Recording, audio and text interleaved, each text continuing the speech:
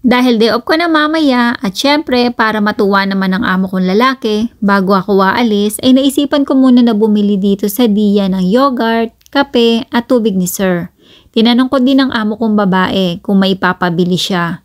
Sabi niya wala daw, kaya ayan lang ang binili ko.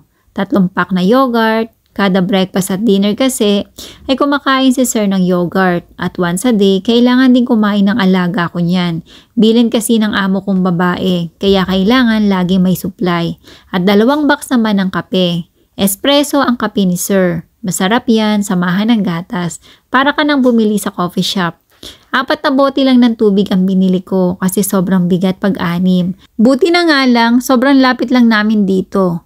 Kapag matagal ka na sa amo, ipagkakatiwala na sa iyo yung debit card nila. Ibibigay din sa iyo ang PIN para pag nag-exceed ka sa limit, alam mo kung ano ang PIN na gagamitin mo.